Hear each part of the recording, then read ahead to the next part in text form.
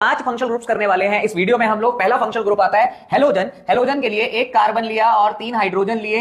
एक हाइड्रोजन हटा करके वहां पर लगा दिया या तो क्लोरीन या फिर ब्रोमीन। अगर मैंने यहां पर क्लोरीन लगा दिया है तो ये एक हेलोजन कार्बनिक कंपाउंड बन जाएगा। इसमें जब कभी भी ये आएगा तो आप बोलोगे इसका नाम हो जाएगा, प्रीफिक्स लगेगा क्लोरीन के लिए क्लोरो, और एक कार्बन वाले हाइड्रोकार्बन को आप बोलते हैं मीथेन, तो इसका नाम हो जाएगा क्लोरोमीथेन।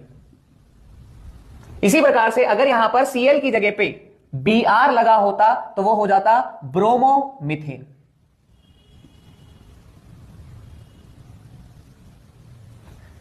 अगला फंक्शनल ग्रुप आता है आपका OH, जिसको आप अल्कोहल बोलते हैं। कहीं पर भी ये होगा हम उसको अल्कोहल बोल देंगे। जैसे 3 हाइड्रोजन लगाए कार्बन पर और एक हाइड्रोजन हटा करके OH ग्रुप लग गया तो ये बन गया एक अल्कोहल। ये एक कार्बन वाला अल्कोहल है तो एक कार्बन वाले को आप बोलते हैं मीथेन।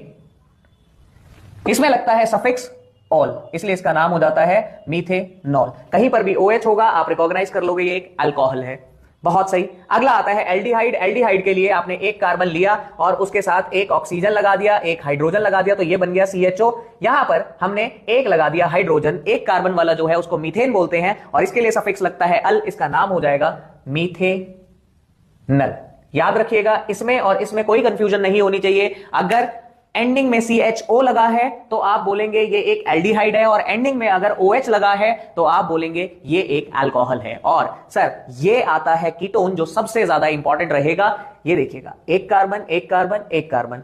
कीटोन के लिए कम से कम 3 कार्बन लगते हैं, तो 3 कार्बन बनाएंगे कम से कम वाले।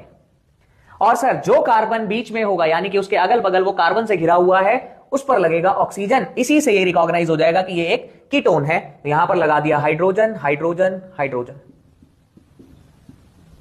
3 कार्बन वाला जो होता है उसको बोलते हैं आप प्रोपेन, और जब कीटोन ग्रुप लगता है तो उसमें लगता है सफिक्स ओन, तो इसका नाम हो गया प्रोपेनोन।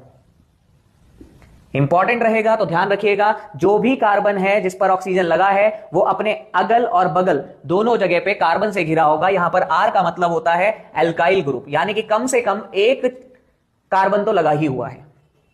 अगला लास्ट आता है इंपॉर्टेंट। एक लगता है इस पर ऑक्सीजन डबल बॉन्ड करके और एक लगता है हाइड्रो ऑक्साइड। यहां पर हमने लिख दिया H। तो इन तीनों को मिलाकर के अगर देखें तो COOH बन रहा है। इसका मतलब ये रिकॉग्नाइज हो गया एज कार्बोक्सिलिक ग्रुप।